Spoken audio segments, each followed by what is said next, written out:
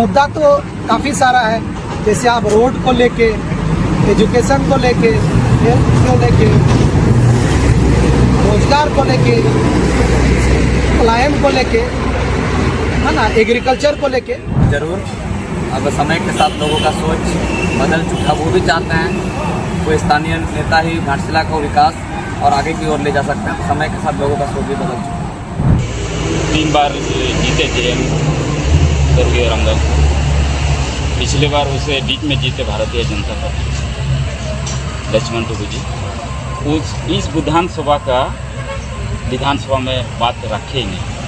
अगर रखा होता तो विधानसभा इस स्थिति में नहीं रखता। जैसा कि हमने देखा, नामांकन दाखिल करने से पहले मनसाराम हांसदा जी ने अपने जाहिर में आकर के जो आपने यहाँ पे कार्य पद्धति की, उनके बारे में बताइएगा कि आपने यहाँ पे सर्वप्रथम आप यहाँ क्यों? सबको आपका न्यूज़ के माध्यम से जोहार।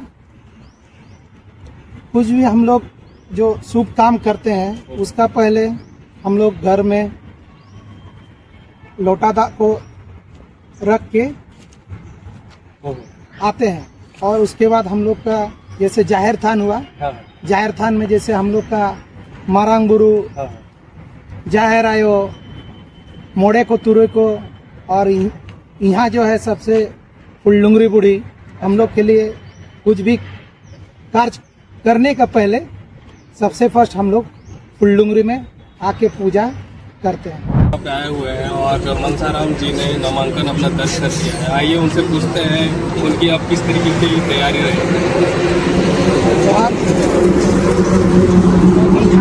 अभी तो हम नामांकन किए, और मैं जो कि इस बचपन से मैं घाटशिला विधानसभा का क्षेत्र को हम देखते आए हैं, तो मेरे लिए तो ज़्यादा मुश्किलें नहीं होंगे कि मैं सबसे परिचित। और जैसे मुद्दा तो काफ़ी सारा है, जैसे आप रोड को लेके, एजुकेशन को लेके, हेल्थ को लेके, रोजगार को लेके, पलायन को लेके, है ना, एग्रीकल्चर को लेके मुद्दा तो काफ़ी सारा है। मगर मैं सबसे पहले जब विधानसभा जाऊंगा तो घाटशिला की आवाज़ विधानसभा में जरूर गूंजेगी। जब 25 साल से जो आज तक नहीं गूंजी है, मैं जीतूंगा तो मैं घाटशिला की आवाज़ विधानसभा में गूंजेगी। तो मनसाराम जी, जैसे कि यहाँ के लोग, आप स्थानीय हैं, तो क्या यहाँ के लोग आपको जो आपको प्यार देंगे वो बढ़ चढ़ के होगी या फिर आपके तरफ कम होगी? नहीं, मैं क्योंकि यहाँ लोकल भी हूँ, स्थानीय भी हूँ, तो हमें लगता है कि हमें ज़्यादा दिक्कत तो नहीं होगी। लोग आगे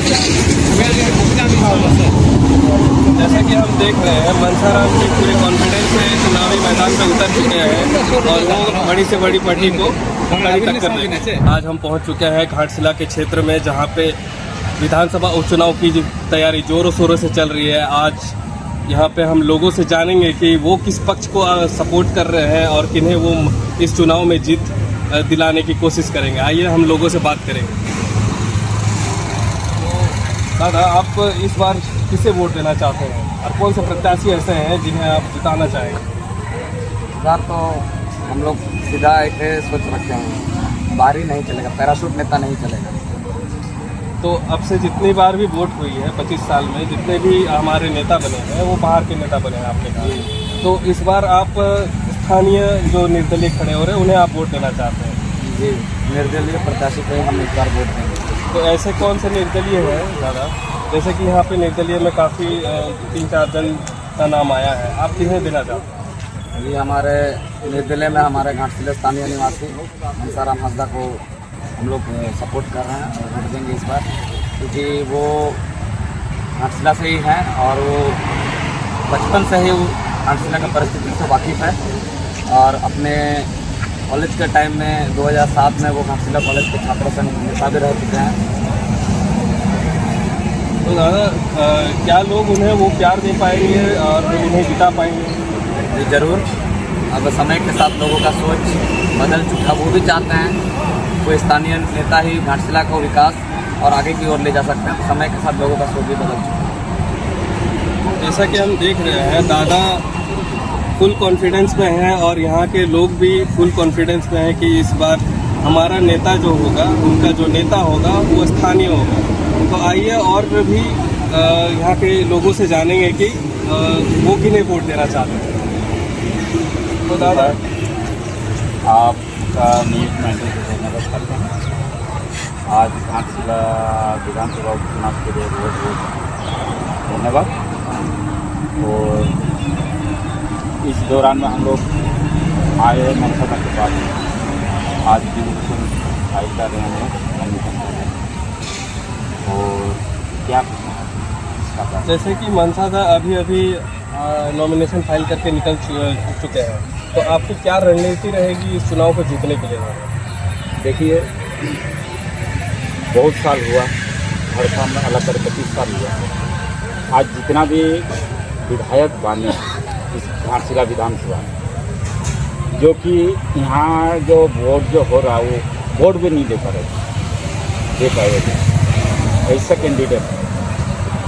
तो हम लोग तय किया है, चलिए इस बार निर्दलीय से खड़ा किया जाए और विधानसभा को विधायक बन के जो इस विधानसभा का उस विधानसभा में बात करने काबिल हो, ऐसा विधायक होना चाहिए। तो दादा, आपका कहने का मतलब ये है कि अभी तक जितने विधायक बने हैं, क्या वो यहाँ की आवाज़ को विधानसभा तक नहीं पहुँचा पा रहे हैं? ठीक है, इसलिए नहीं पहुँचा पा रहे कि देख चुके हैं हम लोग, बहुत बार जीते हैं। आपका 3 बार जीते जेएम स्वर्गीय रामदास। पिछले बार उसे बीच में जीते भारतीय जनता पार्टी लक्ष्मण टुडू जी। इस विधानसभा में बात रखे ही नहीं। अगर रखा होता तो विधानसभा इस स्थिति में नहीं रहता।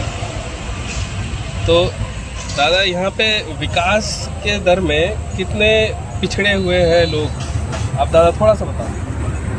यहाँ का विकास के लिए तो बहुत सारा एक समस्या है, स्वास्थ्य, रोड नाला तो नहीं है। और फिर यहाँ का जो युवा है, यहाँ इतना रहते हुए भी इस क्षेत्र में, विधानसभा में क्षेत्र है, ये कंपनी सब, माइन सब बांध पड़ा है। तो दादा, आपका कहना है कि यहाँ पे जितने भी कंपनियां बंद पड़ी है वो उसकी जिम्मेदारी आप सरकार को बोलना चाह रहे हैं? जी। तो अगर इस बार आप लोग जीतते हैं दादा, तो क्या क्या ऐसी समस्याएं हैं जिनके लिए आप खड़े हो?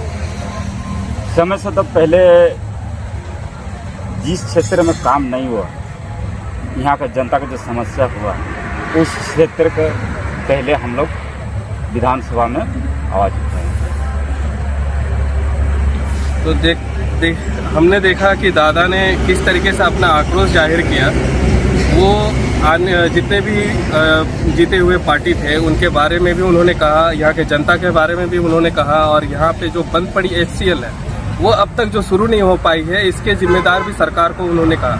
जैसा कि हम देख रहे हैं, यहाँ के लोग अब बाहरी नेता को अब चुनाव में नहीं चाहते। इस बार अगर वोट पड़ेगी तो यहाँ के जो भी स्थानीय नेता होंगे, जैसा कि इन्होंने कहा, मनसाराम हंसदा जी को ये वोट देंगे। और वो यहाँ के युवा नेता भी रह चुके हैं और छात्र संघ अध्यक्ष भी रह चुके हैं घाटशिला कॉलेज के, और काफ़ी ऐसे मुद्दे हैं जिनको उन्होंने उठाया है। मैं कैमरामैन शेखर के साथ संजय मुंडा, बवाल न्यूज़। खबर का मतलब बवाल न्यूज़। हमारे चैनल को सब्सक्राइब जरूर करें।